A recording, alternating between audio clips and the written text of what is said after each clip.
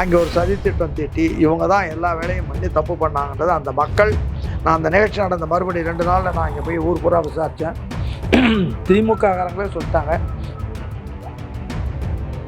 இதை நிச்சயமாக சுப்ரீம் கோர்ட்டுக்கு போயிட்டு இப்போ திமுக மூக்கறுத்துக்கிட்டு வரப்போகுது. இதுதான் உண்மை. பேரம் பேசுகிற வேலை தான் அவருக்கு எப்பயுமே உண்டு. கொள்ளடிக்க வேண்டியது, அதில் பணத்தை கொடுக்க வேண்டியது, ஆளுங்களை பிடிக்க வேண்டியது, ஆளுங்களை அடைச்சி வைக்க வேண்டியது, இதெல்லாம் செந்தில் பாலாஜிக்கு கை வந்த கலை. எந்த பதவியும் அவர்களுக்கு ஊழலில் லஞ்சத்தில் திளைத்தவர்களுக்கு கொடுக்கக்கூடாது. அப்படி கொடுப்பதாக இருந்தால் யார் அண்ணாமலை? அதாவது பாஜகவில் இருந்து பாஜகவுடைய முன்னாள் மாநில அப்படி ஒருத்தர் இருந்தாரா? எனக்கு தெரியல. எம்ஜிஆரே அவருடைய உயிரில் அதிமுக தொடர்ந்து நடத்தணும்னு அவர் எழுதலை. அவர் என்ன சொல்றாருன்னா, நான் என் வாழ்க்கையில் செய்த மிகப்பெரிய தவறு ஜெயலலிதாவை அழைத்து வந்து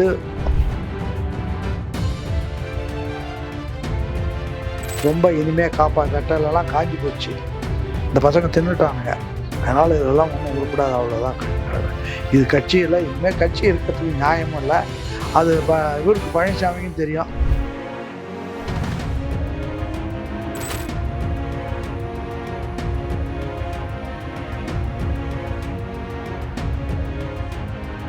ஜாம்பவான் நேயர்களுக்கு வணக்கம். நான் உங்க தீபிகா.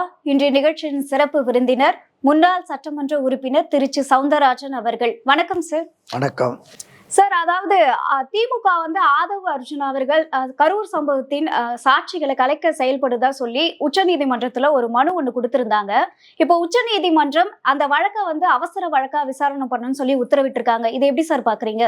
ஆதவ் அர்ஜுனா வந்து சாட்சிகளை கலைக்கிறதுக்கு என்ன இருக்கு? ஒரு உண்மையான சாட்சிகளை சொன்னாலே அன்றைய ஆட்சி பீடத்தையும் அன்றைய அதிகாரிகளையும் போய் தண்டனைக்கு உள்ளாவார்கள். இதான் உண்மை.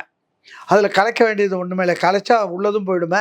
இல்ல, திமுக என்ன சொல்றாங்கன்னா, விஜய் அவர்கள் போய் அந்த கரூர் மக்களை சந்திக்கிறது, அவங்களுக்கான இந்த அரசு பணியெல்லாம் வழங்குறது, இதெல்லாம் அவங்க மனசு மாறதுக்கான வாய்ப்பு இருக்கு. இதை வந்து ஒரு சாட்சியங்களை கலைக்கக்கூடிய ஒரு செயலை ஈடுபடுற மாதிரி இருக்கு. சுப்ரீம் கோர்ட் தீர்ப்பு எப்படி இருக்கும்னு நான் சொல்றேன், சொல்லக்கூடாது என்னன்னு சொல்லிடுறேன். இதெல்லாம் வேலை இல்லாத வேலையை எடுத்துட்டு போங்கடான்ட்டு போறோம். ஏன்டா இதில் ஒன்றும் இல்லை, தெளிவான கேஸு. இதெல்லாம் நாங்கள் இப்போ நான்லாம் 60-70 வருஷமாக பார்த்தது. இந்த கூட்டங்களுக்கு முதல்ல வந்து போலீஸ் பர்மிஷனோ மற்ற பர்மிஷனோ கேட்கறதே இல்லை. இப்போ எம்ஜிஆர் கட்சி ஆரம்பித்த போது கூட கூட்டத்துக்கு நேரமெல்லாம் கேட்க மாட்டோம். கேட்காம சாயங்காலம் 5 மணிக்கு ஆரம்பிப்போம். ஆரம்பித்தா எப்போ இது வந்து நல்ல இதமான காற்று இருக்கும். இரவு நேரம் கூட்டம் போயிட்டே இருப்போம். விடிய 6-7 மணி வரைக்கும் கூட்டம் நடக்கும். சாயங்காலம் 5 மணிலேருந்து 7 மணி வரைக்கும். 7 மணிக்கு தான் இரவு சாப்பாடு சாப்பிடுவோம். சாப்பிட்டு கொஞ்ச நேரம் படுத்தா மத்தியானம் சாப்பாடு சாப்பிட்டு திரும்பவும் குளிச்சுட்டு திரும்ப ரெடி ஆனால் மணி 5. அப்படி தான் அன்னைக்கு இருந்தது. இதெல்லாம் வேணும்னே இவங்க மாற்றி வெயில் நேரத்தில் வெயிலினுடைய கொடுமையினால் மக்கள் கூடாமல் இருக்கணும், கூடுற மக்களுக்கும் பாதிப்பு இருக்கணுன்றதுக்காக இந்த அரசாங்கம் செய்த சதித்திட்டம் அது. இந்த அரசாங்கம் இல்லை, திமுக அரசாங்கம், ஸ்டாலினுடைய அரசாங்கம் செய்த சதித்திட்டம். அதோடு மட்டுமல்ல, முதல்லலாம் வந்து நான் மாநாடெல்லாம் கூட நான் நடத்தியிருக்கேன். யாரும் போலீஸ்கிட்ட நாங்கள் பர்மிஷன் கேட்டதே கிடையாது. கருணாநிதி வந்த பிற்பாடு அந்த கூட்டத்துக்கு பர்மிஷன் வாங்கணும்னாரு. ஏன் வாங்கணும்னாருன்னா, கூட்டத்துக்கு அண்ணா காலத்தில் அண்ணா முதலமைச்சர் ஆனதும் கூட்டம் அங்கங்கே நடந்தாகணும், மக்களுடைய கருத்து வெளியில் வரணும்னு சென்னையில் 100 டிவிஷன்லேயும் ஒவ்வொரு டிவிஷன்லேயும் 2 பொதுக்கூட்டம் நடத்துறதுக்கு இடம் ஒதுக்கிடணும்னாரு. அதோட பெரிய கூட்டம் நடத்துறதுக்கு கடற்கரையில் சீரணி அரங்கன்னு அவரே கட்டி அதில் கூட்டம் நடத்துறது. அதாவது பொதுமக்களுடைய கருத்து வந்து வெளியில் வந்து வரணும், அதுக்கு ஒரு வாய்ப்பு கொடுக்கணும் அப்படின்றது தான் அவருடைய கருத்து. அவருடைய காலத்தில் அவர் கூடயே வந்து ஏறக்குறைய 40-50 பேர் பத்திரிகையிலே நடத்தினாங்க. பெரிய 100 பேருக்கு மேலே நல்ல பேச்சாளர்கள் இருந்தாங்க. இதெல்லாம் வச்சு அவர் வந்து மக்களுடைய கருத்து வெளியில் வரணும், அவங்க சொல்ல வேண்டியது சொல்லணும், ரைட்டோ சரியோ தப்போ அதை சொன்னால் தான் அரசாங்கம் அதை மாதிரி புரிஞ்சுக்கிட்டு பண்ண முடியும் அப்படின்னா. ஆனால் கருணாநிதி நேர் மாறா, அண்ணாவினுடைய கொள்கைக்கு மாறா வந்த பிற்பாடு பார்த்தாரு, இவர் பண்ணுற தப்பெல்லாம் கொள்ளைகள்லாம் வெளியில் வருது அப்படின்றதுனால இது வரக்கூடாதுன்றதுக்காக காவல்துறையில் பர்மிஷன் வாங்கி தான் நீ கூட்டம் நடத்தணுன்னாரு. காவல்துறையில் பர்மிஷன் வாங்கினா காவல்துறை வந்து அதனுடைய சீஃப் வந்து சீஃப் மினிஸ்டர். அவர் சொல்லாமல் காவல்துறை பெர்மிஷனே கொடுக்காது. ஆக கூட்டம் பொதுமக்களுடைய கருத்து வரக்கூடாது. ஒரு சுதந்திர நாட்டில், விடுதலை பெற்ற நாட்டில் கருத்துரிமைக்கு கடிவாளம் போட்டவர் கருணாநிதி. அதுக்கு பிறகு தான் இதெல்லாம் வந்தது. இன்றைக்கி நாங்கள் அதுக்கு முன்னாடி எம்ஜிஆர் கட்சி ஆரம்பித்த போது நாங்கள் பாட்டுக்கு போயிட்டு இருப்போம், யாரையும் கேட்க மாட்டோம், நினச்ச இடத்துல பேசுவோம். இதெல்லாம் நடந்துகிட்டு இருந்தது. வரலாறெல்லாம் அப்படி தான் இருந்தது. நான் ஏறக்குறைய முதல் 7 மாதம் நான் தலைவர் கூட இரவு பகல் பூராவும் நான் தான் கூட இருந்தேன். யார் கூட? எம்ஜிஆர் கூட. எல்லாமும் எங்களுக்கு தெரியும். இவங்க வேணும்னு இந்த கூட்டத்தை கட்டைல் பண்ணுறதுக்காக கூட்டத்துக்கு எங்கள்கிட்ட பர்மிஷன் வாங்கணும். நாங்கள் பர்மிஷன் காலைல 10 மணிலேருந்து சாயங்காலம் 5 மணி வரைக்கும், அந்த வெயில் நேரத்தில் மக்கள் சாகணும் ஆச்சா, அதுக்கும் இடம் நாங்கள் சொல்கிற இடத்துல போடணும்.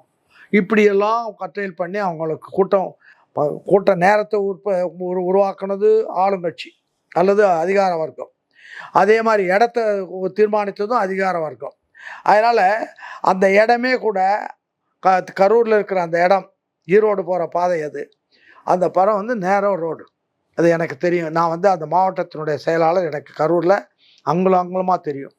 தெரியுதா? அதை விட அது ஒரு வி மாதிரி இருக்கும். இப்படி போனால் ஈரோடு, இப்படி போனால் கோயம்புத்தூர் ரோடாச்சும் கொஞ்சம் பெருசாக இருக்கும். ஈரோடு ரோடு நேராக இருக்கும். அதில் வேணும்னே போட்டு அங்கே ஒரு சதித்திட்டம் தீட்டி இவங்க தான் எல்லா வேலையும் பண்ணி தப்பு பண்ணாங்கன்றது அந்த மக்கள். நான் அந்த நிகழ்ச்சி நடந்த மறுபடியும் 2 நாளில் நான் அங்கே போய் ஊர் பூரா விசாரித்தேன். திமுககாரங்களே சொல்லிட்டாங்க, இதில் என்ன ஒன்றும் இல்லை, எல்லாம் நம்ம ஆளுங்க பண்ண வேலை தான், சதித்திட்டம் தான், இதில் ஒன்றும் தப்பே இல்லைன்ட்டாங்க. ரைட், அதுதான் நடந்தது. அது நடந்த விஷயம். ஆனால் பர்மிஷன் கொடுத்த நீங்கள் கூட்டத்தை நான் கட்டுப்படுத்தணுன்னா எப்படி கட்டுப்படுத்துறது? பர்மிஷன் உங்கள்கிட்ட கேட்குறோம், உங்கள்கிட்ட காவல்துறை இருக்குது, அரசாங்கம் இருக்குது, நீங்கள் தான் இடம் தேர்ந்தெடுக்கிறீங்க, கொடுக்குறீங்க. பாதுகாப்பு யார் தர்றது? உங்களுடைய கோயிலில் ஒரு சும்மா விநாயகரை தூக்கிட்டு ஓடினாலும் அவன் பின்னால் 10 போலீஸ் போகிறான் காவலுக்குன்னு சொல்லிட்டு. இது கூட்டம் எங்கேயாச்சும் கூடனாலும் அதுக்கு காவல். அந்த கட்சியும் கொஞ்சம் பொறுப்பு ஏற்றுக்கணும் இல்லையா? மக்களை சந்திக்கும் பொழுது கட்சி பொறுப்பு ஏற்றுக்கிறது கட்சி கூட்டம் தான். நீங்கள் சொல்கிற இடத்துல கூட்டம் போடுவாங்களே தவிர கட்சி எப்படி பொறுப்பு ஏற்றுக்கிறது? கொஞ்சம் கூட கட்சிக்கு அதில் பொறுப்பே கிடையாது. நான் சொல்கிறேன், நான் ஒரு மாவட்ட செயலாளராக இருந்தேன், எம்எல்ஏவாக இருந்தேன், 60 ஆண்டு காலம் கட்சி நடத்தியிருக்கேன். நான் சொல்கிறேன், எங்களுக்கு எந்த பொறுப்பும் கிடையாது. கூட்டம் வடை போடுவோம், அது பண்ணுவோம், மைக் வைப்போம், பிரச்சாரம் பண்ணுவோம், அவ்வளோதான். நான் போய் கூட்டத்தில் போய் நின்றுட்டு கூட்டத்தை இங்கே உட்காரு அங்கே உட்காரெல்லாம் சொல்ல மாட்டோம். இதெல்லாம் எங்கள் வேலை கிடையாது. அதை பார்க்குற வேலை. நீ பர்மிஷன் எதுக்கு கொடுத்த? அப்போ உனக்கு என்ன வேலை? நீ யார் சம்பளத்தில் இருக்கிற? யாருடைய பணத்தில் நீ வேலை செய்கிற? அது அரசாங்கத்தினுடைய வேலை. அது செய்யாது, அவங்க தப்பு. இதை நிச்சயமாக சுப்ரீம் கோர்ட்டுக்கு போயிட்டு இப்போ திமுக மூக்கறுத்துக்கிட்டு வரப்போகுது. இதுதான் உண்மை. சார், இப்போ இன்னொரு விஷயமும் என்ன அப்படின்னு பார்த்தீங்கன்னா, செந்தில் பாலாஜி அவர்கள் இந்த தாவேகா எம்எல்ஏக்கள் பேரம் பேசின சம்பந்தமா ஒரு வழக்கு போட்டாங்க இல்லையா அவர் மேல, அந்த விசாரணைக்கு இன்னைக்கு ஆஜராக சொன்னாங்க. அவர் ஆஜராகவே இல்லை. செந்தில் பாலாஜி அரசியலுக்குள்ள நுழைஞ்சதுலேருந்து இந்த பேரம் பேசுகிற வேலை தான் அவருக்கு எப்பயுமே உண்டு. கொள்ளடிக்க வேண்டியது, அதில் பணத்தை கொடுக்க வேண்டியது, ஆளுங்களை பிடிக்க வேண்டியது, ஆளுங்களை அடைச்சி வைக்க வேண்டியது, இதெல்லாம் செந்தில் பாலாஜிக்கு கை வந்த கலை. அதனால் இப்போ கூப்பிட்டு விசாரணைக்கு வந்தால் மடியில் கனம் இல்லைன்னா வழியில் பயம் இல்லைன்னு பதில் சொல்ல வேண்டியது. ஏன் பதுங்கிட்டு இருக்காங்க? எதனால பதுங்கிட்டு இருக்காங்கன்னு? எதனால பதுங்கிட்டு இருக்காங்கன்னா குற்றம் அவங்க பேர்ல இருக்குது, அதனால பதுங்கிட்டு இருக்காங்க. தான் உண்மை. ஸோ இந்த ஒரு வழக்கை எப்படி சார் நீங்கள் கையாள போகுது, அதாவது தாவேகா அப்படின்னு பார்க்குறீங்க சார்? தாவேகா திறமையாக கையாண்டுக்கிட்டு இருக்கு. தாவேகா முதல் நாள் அந்த கூட்ட நிகழ்ச்சி நடந்தபோது, அந்த கூட்டம் நிகழ்ச்சி இவங்க சொல்கிறாங்க, அன்றைக்கி அப்பயே அவர் அங்கேருந்து வந்துட்டார் அப்படின்னு. வராமல் இருந்தால் இன்னும் 100 பேர் செத்துருப்பான் அந்த கூட்டத்தில். இவர் பார்த்துட்டு அவர் வந்ததுனால தான் அந்த கூட்டம் அதே அந்த 41 நின்று போச்சு. வராமல் இருந்தால் அதான் நடந்திருக்கும். இதெல்லாம் நீதிமன்றம், நீதிபதிகள் ஒழுங்காக பார்த்து எப்படின்னு பார்த்து அவங்க தீர்ப்பு சொல்ல போகிறாங்க. அந்த தீர்ப்புக்குள்ளே நம்ம இப்போ நுழைய முடியாது. சாமானிய மனுஷன்ற முறையில் நான் அரசியலில் இருந்தவன்ற காரணத்தினால் நான் என்ன சொல்ல வர்றதுன்னா, எல்லா குற்றமும் அரசாங்கத்தின் பேரிலும் அதிகார வர்க்கத்தின் பேரில் தான் உண்டே தவிர எந்த வகையிலும் விஜய்க்கோ அல்லது வேறு யாருக்கோ அந்த கட்சிக்காரங்களுக்கோ எதுவுமே கிடையாது. இதுதான் உண்மை. இப்போ நேற்றுக்கு திருமாவளவன் அவர்கள் என்ன சொல்லியிருந்தாரு அப்படின்னு பார்த்தீங்கன்னா, தாவேகா கூட்டணி பற்றி இறுதி முடிவு இன்னும் எடுக்கல, ஒருவேளை கூட்டணி அமைந்தால் அந்த கூட்டணியில விசிகா இருக்கும் அப்படின்னு சொல்லி திருமாவளவன் அவர்கள் அவருடைய நல்ல முடிவை நான் பாராட்டுறேன். அந்த முடிவை முதலே எடுத்திருந்தாருன்னு வச்சுக்கோ, தேர்தலுக்கு முன்னாடியே அடிச்சிருந்தா இன்னும் 40-50 பேர் எம்எல்ஏ இருப்பாங்க அவர்கிட்ட. ஒரு 4-5 மந்திரியும் இருந்திருப்பாங்க. அவர் ஜெயன்னு தமிழ்நாட்டில் கொடி கட்டி பறந்துருக்க முடியும். அதை ஏமாந்து போய் விட்டுட்டாருன்றது தான் எனக்குள்ள வருத்தம். ஏன்னா நான் அவருடைய நெருங்கிய நண்பர். அந்த வகையில் அதுவும் எங்கள் பகுதியை சார்ந்தவர். அப்படி ஒருத்தர் வந்தாருன்னா நான் பாராட்டியிருப்பேன். அவர் அதெல்லாம் விட்டுட்டு இப்போ வந்து கடைசி காலத்தில் ஏதோ முடிஞ்ச வரைக்கும் பார்ப்போன்னு பார்த்துக்கிட்டு இருக்காரு. அதான் தாவேக்கா கூட்டணி ஏத்துக்கிறது ஒரு முடிவுல இருக்காங்க. திமுக வந்து விசிகாவை வேண்டாம் அப்படின்னு சொல்லி நினைக்கிறாங்களா? இப்போ நடத்துறது அப்படிதான் நடத்திட்டு இருப்பாங்க. அவங்க வந்து வேண்டாம்னு போயிட்ட பிற்பாடு வேணான்ற பொண்டாட்டி கைப்பட்டா குற்றம் கால்பட்டா குற்றம்னு சொல்லிட்டு உட்காந்துருப்பாங்க. இது அந்த கால மரபு. அவங்க போயிட்டாங்க, போன பிற்பாடு போயிட்டாங்கன்றது அது அப்படிதான் பேச முடியும். வேற எப்படி பேச முடியும்? இல்லை வாங்கன்னு கூப்பிட முடியுமா? முடியாது. ஏன்னா திமுகவுடைய கூட்டணிகள் ஒவ்வொன்றா வெளியேறிட்டே இருக்கு. கூட்டணின்னு இவங்க போனதே தப்பு. தேர்தல் நேரத்தில் கூட்டணி வச்சோமா தேர்தல் முடிஞ்சதான் வெளியில் வந்திருக்கணும். நீ வேற நான் வேற தான். கல்யாண வீட்டுக்கு போகிறோம், கல்யாணம் முடிஞ்சதும் அவன் சாப்பிட்டோம் எழுந்திரிச்சோம் வேலையில் வந்தோன்னு இருக்கணுமே தவிர நீ அங்கேயே உட்காந்துட்டு அவங்களுடைய குடும்பம் நடத்துறதா? அது எப்படி நியாயம்? அதுவே தப்பு. இவங்க பண்ணிகிட்டு இருந்த இது வரைக்குமே பண்ணது தப்பு. அதனால தான் அவங்க என்ன சொல்லிட்டாங்க, திமுக இது என்ன கூட்டணி தர்மம்னா அது என்ன தர்மம்? பிச்சை போடுறாங்களா? அதனால் இது தர்மமே கிடையாது. கூட்டணி உங்ககிட்ட 10 அணா இருக்குதுன்னா இன்னொரு அண்ணா இதுதான் சொன்னார், என்கிட்ட 10 அணா இருக்குது, அவர்கிட்ட 4 அணா இருக்குது, இவர்கிட்ட 2 அணா இருக்குது, எல்லாம் சேர்த்தா முழு ரூபாவும் இதை வச்சு காங்கிரஸ் தோக்கடிக்கலான்னு. அதே மாதிரி இவங்கள்ட்ட இருக்கிற 60% 50% செல்வாக்கு எதிர்கட்சியை தோக்கடிக்க முடியாது. அவர்கிட்ட இருக்கிற 20%, இன்னொருத்தங்கிட்ட இருக்கிற 10%, இன்னொருத்தங்கிட்ட இருக்கிற 2% எல்லாம் சேர்த்தா தான் அவங்களோட மேலே வந்து வர முடியும்னு வந்தார். அப்படி வந்ததுனால தான் இன்றைக்கி 56 சீட்டோ 66 சீட்டோ அவங்க வச்சுருக்கிறதுக்கு காரணமே. இதெல்லாம் சேர்க்காமல் இருந்திருந்தா ஒன்றுமே இல்லை, சைபர் ஆயிருக்கும். இப்போ அதிமுகவில் இருந்தா வெளியேறாங்க அப்படின்னு பாத்தீங்கன்னா, நேத்து திமுகவில் இருக்கக்கூடிய அதாவது ஜெகத் ரட்சகன் அவர்களுடைய மகன் கூட இப்போ தமிழக வெற்றி கழகத்துல இணைஞ்சிருக்காரு. இப்போ திமுகவில் இருந்தும் தமிழக வெற்றி கழகத்தை நோக்கி வராங்களா அப்படின்ற ஒரு ஜெகத் ரட்சகன் என்னுடைய ஆழ்ந்த நண்பர். எனக்கு அசிஸ்டண்டாக ஒரு காலத்தில் இருந்தார். நான் தான் அவர் அரசியலுக்குள்ளே நுழைச்சி விட்டேன். ஆனால் அதுக்கு பிறகு அவர் எப்படியெல்லாம் அவர் பண்ண அரசியல் எனக்கு தெரியாது. நான் சொல்லி விட்ட அரசியல் வேறு. அவர் எப்படியோ போய் ஓன்னு இருக்கார் இப்போ. அதனால் அடுத்த ஆட்சி இனிமேல் அவருக்கு தெரியும், இனிமேல் திமுக வராது, அதனால் நம்ம பையனை அந்த பக்கம் தள்ளி விடுவோம் அப்படின்னு அவர் பிளான் பண்ணி அந்த ஆண்டை தள்ளி இருக்காரு. அவருக்கு தெரியும், அவர் ரொம்ப அசகாய சூழல். இந்த மாதிரி வேலைகளில் எங்கே போனால் எப்படி அறுவடை பண்ணலான்றது தெரியும், அல்லது அறுவடை பண்ணதை காப்பாற்ற முடியும்னு அவருக்கு தெரியும். அதனால் அந்த வேலையை அவர் பண்ணியிருக்காரு. சார், அவருடைய மகன் பற்றி உங்களுக்கு ஏதாவது தெரியுமா சார்? அவருக்கு பேரே இப்போ தான் நேற்று தான் தெரியும், அதுக்கு முன்னாடி எனக்கு தெரியாது. ஏன்னா எல்லாருமே ஒரு எதிர்பார்ப்புல இருக்காங்க, திமுகவில் இருந்து கூட தாவேக்காவில் இணைய ஆரம்பிச்சிட்டாங்க அப்படின்னு. அவங்கவுங்க எதுக்காக போய் சேர்ந்தாங்களோ அது அந்த காரியம் அங்கே முடியாதுன்னா அடுத்த இடத்துல தான் போக ஆரம்பிக்க தான் செய்வாங்க. இவங்களுக்கெல்லாம் யாருக்குமே கொள்கைன்றது கிடையாது. அதனால் கொள்கை இருந்தால் தான் கொள்கை பற்றோட அதுக்காக உறுதியாக நிற்பாங்க. கொள்கையே இல்லாத போது அவங்களுக்கு என்ன அடுத்த கொள்கை என்ன, எப்படி சொத்து சேர்க்கறது, எப்படி கொள்ளடிக்கிறது, அதை எப்படி காப்பாற்றுறது, அதுலேருந்து எப்படி தப்பிச்சுக்கிறது, இதுதான் அவங்களுடைய வேலை. அந்த வேலையை செய்யறதுக்கு இப்போ அது மாதிரி பண்ண தான் செய்வாங்க. அதனால தான் இப்போ அதிமுகவில் இருக்கிறவங்கெல்லாம் போய் இவங்களுக்கெல்லாம் அண்ணாவையும் தெரியாது, எம்ஜிஆரையும் சரியாக தெரியாது. இப்போ போயிருக்கிறவங்களுக்கு எம்ஜிஆர் கூட சரியாக தெரியாது, தெரியுதா? இப்போ இந்தாண்ட வந்திருக்கிறவங்களுக்கு எம்ஜிஆர் பற்றி என்ன தெரியும்? நான் திருச்சி மாவட்டத்தில் செயலாளர் இருந்தபோது இந்த விஜயபாஸ்கர் 2 விஜயபாஸ்கர்னு எங்கே இருந்தாங்கன்னே தெரியாது. அது ரெண்டுமே வந்து எங்கள் திருச்சி மாவட்டத்தை சார்ந்தது தான். விராலிமலையும் திருச்சி மாவட்டம் தான், கரூரும் திருச்சி மாவட்டம் தான். ஒரு காலத்தில் நான் இருந்தபோது எனக்கு தெரியாமல் யாரும் கிடையாது. இவங்கெல்லாம் எப்படி முளைச்சாங்க, எப்படி வந்தாங்கன்னு எனக்கு தெரியாது. ஸோ வந்தாங்க, அவங்க வந்து அந்த எங்கே விளைச்சல் இருக்கோ அங்கே போய் பூந்துட்டாங்க, அதானே தெரியுமே தவிர வேறு ஒன்றும் தெரியாது. இப்போவும் இருக்கிற இடம் சரியில்லை, அடுத்த இடத்துக்கு போய் பார்ப்போன்னு பார்க்குறாங்க. நான் இவருக்கு என்ன சொல்கிறேன்னா, விஜய்க்கு என்ன சொல்கிறேன்னா, இவங்களெல்லாம் வர்றவங்களெல்லாம் அப்படி சேர்த்து வைங்க. ஆனால் வந்து அவங்க வேலையை அவங்க பார்த்துக்கிட்டு சைலண்ட்டாக.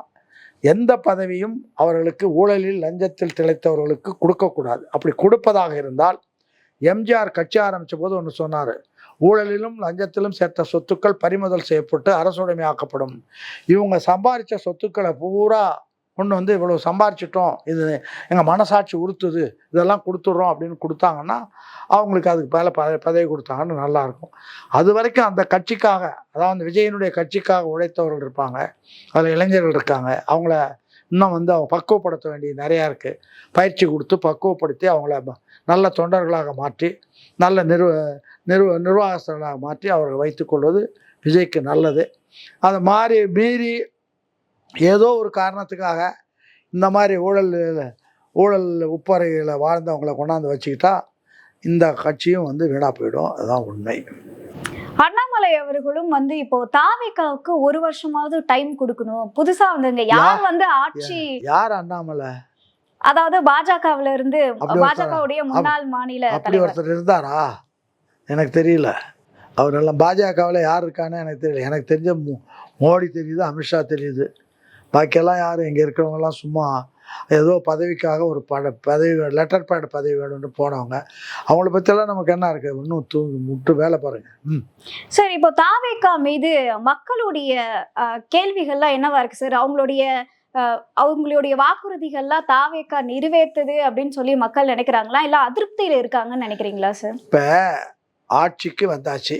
ஏற்கனவே அலங்கோலமாக இருந்த காட்சி, அவர் ஊழல் லஞ்சத்தில் மூழ்கி இருந்த ஆட்சி, எல்லா விதமான தவறுகளுக்கும் அந்த இடத்துக்குள்ளே போனவர்பான் அந்த இடத்த முதல்ல சுத்தம் பண்ணிட்டு தான் அதுக்கு பிறகு என்ன பண்ணணும்னு முடிவெடுக்க முடியும். சுத்தம் பண்ணுற வேலை இப்போ நடந்துக்கிட்டு இருக்கு. சுத்தம் பண்ணி எல்லாம் பண்ண பிற்பாடு என்னென்ன உறுதிமொழிகள் கொடுத்தாங்களோ அதை நிச்சயமாக விஜய் நிறைவேற்றுவார். அதில் வந்து சந்தேகமே கிடையாது. ஆனா எதிர்கட்சிகள் வந்து சுத்தம் பண்றதே பார்த்துட்டு இருந்தா அப்ப எப்ப வாக்குறுதிகளை நிறைவேற்ற? அதுக்காக என்ன பண்றது? நீங்க சாக்கடையா கொண்டாந்துட்டீங்க. சாக்கடையிலேயே சந்தனத்தை அரைக்க முடியுமா? அங்கேயே சாப்பாடு போட முடியுமா? முடியாது. சாக்கடையை சுத்தம் பண்ணிட்டு தான் அதுக்கு பிறகு அந்த இடத்த நல்லா தெளித்து சுத்தம் பண்ணி வந்து வாசனையெல்லாம் போட்டு அதுக்கு பிறகு தான் அந்த இடத்துல ஏதாச்சும் பண்ண முடியுமே தவிர அது வரைக்கும் பண்ண முடியாது. அந்த வேலை நடந்து கொண்டு இருக்கிறது. அதான் உண்மை. சார், நீங்க ஒரு மூத்த அரசியல்வாதியா சொல்லுங்க சார், தமிழகம் வந்து எதிர்காலம் எப்படி இருக்கும்னு நினைக்கிறீங்க? தமிழகம் எப்படி? தமிழ் மக்கள் விழித்து கொள்ளாவிட்டால் தமிழர்கள் எல்லாம் வந்து எதிர்காலத்தில் நீங்கள் வந்து நிரந்தர அடிமைகளாகி விடுவார்கள். அதுக்கு பிஜேபி வலையை போசிக்கிட்டே தான் இருக்குது. பலமான எதிரி இருக்கிறாங்க. இதுலேருந்து பெரியார் அண்ணாவினுடைய கொள்கைகளை உள்ளத்தில் ஏற்றி அதை மனதில் பதிய வைத்து கொண்டு ஏன் அவர்களெல்லாம் இவ்வளோ தூரம் பாடுபட்டார்கள், அவர்களோடு ஆயிரக்கணக்கான பெரும் தமிழ்நாட்டில் இருக்க பெரிய தலைவர்களெல்லாம் இணைந்திருந்தாங்களே, லட்சக்கணக்கான இளைஞர்கள் அவர்களோடு இணைந்திருந்தாங்களே, அவங்கெல்லாம் இணைந்திருக்க போய் தான் நமக்கு இந்த தினம் கிடைத்திருக்கிற அந்த வாழ்வு இருக்குது. அதனால் இதை நிலைத்திருக்க வேண்டுமானால் அதை போய் முதல்ல அதை தெரிஞ்சுக்கிட்டு அதன்படி நடந்தார்களானால் தமிழகம் தப்பிக்கும். இல்லை நமக்கெல்லாம் வந்து ஓன்னு இருக்கிறோன்னு நினச்சிக்கிட்டு பண்ணாங்கன்னா திரும்பவும் 1900க்கு முன்னாடி எப்படி அடிமைகளாக இருந்தோமோ அப்படி தான் ஆகிடுவோம். அதில் ஒன்றும் சந்தேகம் கிடையாது. அதுக்கு பிஜேபி பெரிய வலைகளை எடுத்து வச்சுக்கிட்டு சுற்றி வர்றாங்க. இன்னமும் பெரியார் அண்ணா கொள்கைகள் இந்த நாட்டில் இருக்கிறதுனால இதை மீறி அவர்களால் வர முடியல. இதுதான் உண்மை. சார், அதிமுகவில இருந்து தினம் வெளியேறிட்டே இருக்காங்க. அதிமுக அடுத்த தேர்தல்ல எந்த ஒரு நிலையில இருக்கும்னு சொல்றீங்க? கட்சி இருக்கும்னு சொல்றீங்களா? ஒரு விஷயம் இருக்கிறது அதிமுக இல்லை, அது முதல்ல ஞாபகம். அதிமுக எம்ஜிஆரோட முடிஞ்சிடுச்சு. எம்ஜிஆரே அவருடைய உயிரில் அதிமுக தொடர்ந்து நடத்தணும்னு அவர் எழுதலை. அவர் என்ன சொல்கிறாருன்னா, கட்சி யாராச்சும் நடத்துங்க, அதுவே வந்து நடத்த வேணான்னு சொல்ல முடியாது, அதனால் நடத்துங்க. இல்லைன்னா இன்றைக்கு இருக்கிற அதிமுகவினுடைய சொத்துக்கள், இந்த தலைமை கழகம், அந்த ஆலந்தூரில் மார்க்கெட்டு, நான் எம்ஜிஆர் இது சத்யா ஸ்டுடியோ, இது வருமானங்கள்லாம் குருடர் செவிடர் பள்ளிக்கு கொடுத்துடணும் அப்படின்னு சொல்லிட்டார். ஒன்று. ரெண்டாவதாக அவர் வந்து அண்ணா பத்திரிகையில் கொடுத்த அறிக்கை, நான் என் வாழ்க்கையில் செய்த மிகப்பெரிய தவறு ஜெயலலிதாவை அழைத்து வந்து வரம்பு மீறி அதிகாரம் கொடுத்து வந்தது மிகப்பெரிய தவறு.